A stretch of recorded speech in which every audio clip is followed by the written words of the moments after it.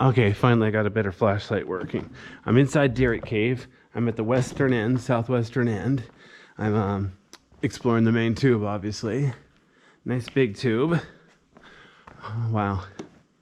Right here, I would say it's 20 feet wide, 60 feet tall. Maybe more like 50 feet tall, but it's humongous. Very uneven floor, of course. Definitely want to have good ankles or ankle protection when you come through a cave like this.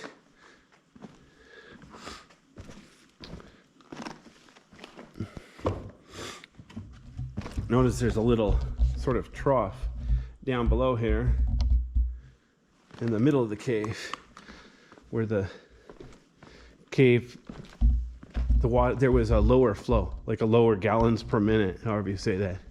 So it was just flowing in the little trench at the bottom.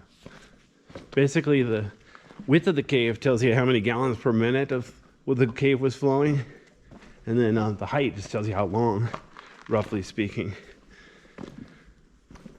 So when it parts are wide like this and then narrow below, that means it flowed really wide, you know, and then it trickled less flow. Trying to explain that right.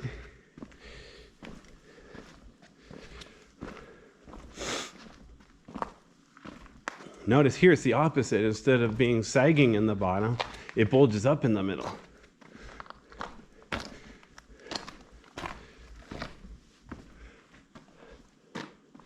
Which basically means we're getting near the lower end of the cave.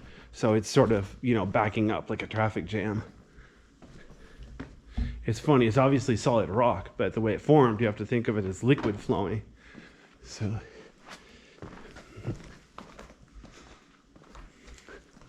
thing is, we're used to seeing like concrete. They pour it into a deliberate shape on purpose to build a foundation or whatever, bridge. But this is natural. It's just flowing basically due to gravity and other pressures. So it's more like a really heavy river than anything else. So instead of comparing it to concrete, I usually compare it to water. I think most people understand there are really small creeks and huge rivers, and there are also really fast creeks and slow rivers. It basically depends on the land, how flat is the land, and how much water is there. This is funny. The ceiling bulges out up there. It's almost like a lava sickle.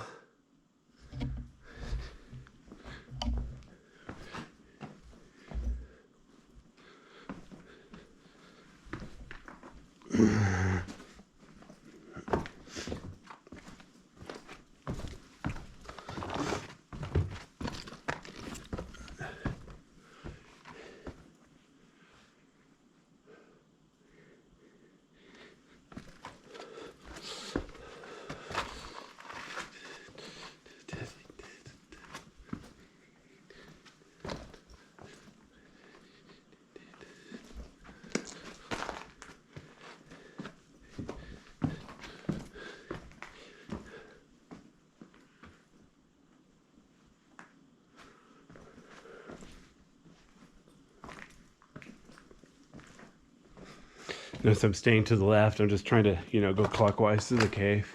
I'll go through on the left side, and then I'll come back on the other left side. You'll see both sides.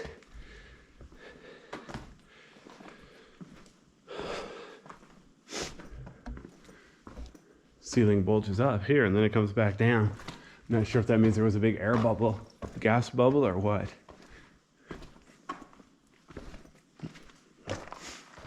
Ugh, excuse me. Curious what kind of pressure there was down here.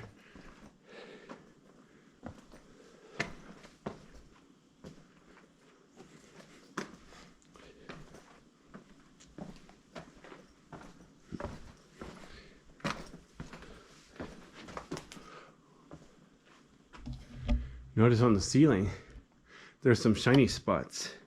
That's a living creature. They call that hydrophobic bacteria. Some caves it's silver and sometimes it's gold. Some caves have both. They're usually found in really wet caves, which is ironic because if it's hydrophobic, you'd think it would be avoid wet spots. Yeah, that's what makes it all shiny, is it gets water droplets on it.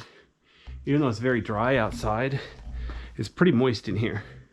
I'm not gonna say it's 100% humidity, but well, there's my breath, so it's pretty darn close to 100% humidity. Not that I know the difference between humidity and relative humidity, but one of those. All right, I want to go down here to the left side, walk down this trench.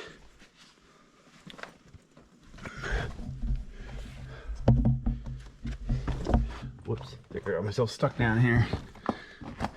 Yikes. I have knee pads on, but still gotta watch out for my other body parts.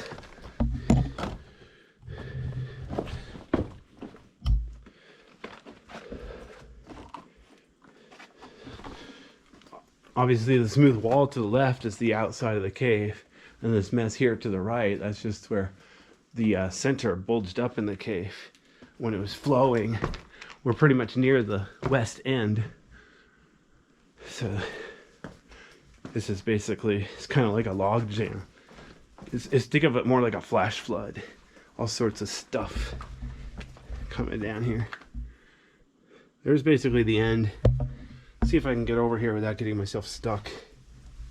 The hard part of caves, you definitely want to make sure you don't get yourself stuck. Let me show you a hazard of caves. So notice this canyon here. It's shaped like a wedge.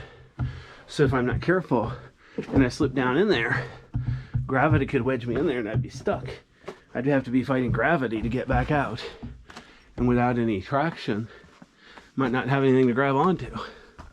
So, you know, the hazards of caving aren't just a matter of hitting your head, tripping, falling, getting lost, getting killed by a cougar. Anyway, you get the idea.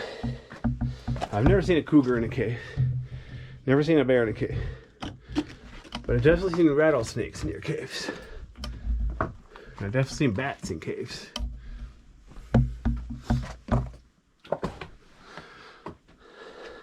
Luckily around here they've never tested for rabies. Sometimes in the Cascades, where the old mines are, I know what's wrong with the old mine. So there's a gap back there. There isn't a practical way back there.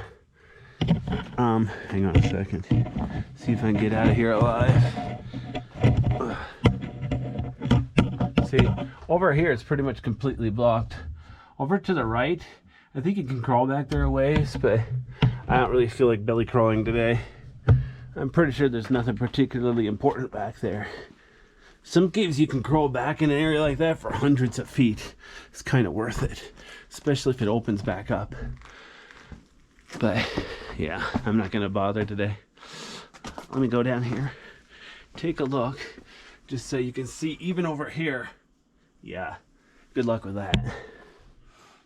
Anyway, notice how uneven the ceiling is here. So even if you think you found a spot tall enough for your head to stand up, doesn't mean you can just safely walk around. You still gotta pay attention for low spots in the ceiling, high spots in the floor, bulges in the, what's it called, walls. So caves are like a big three-dimensional maze. So the thing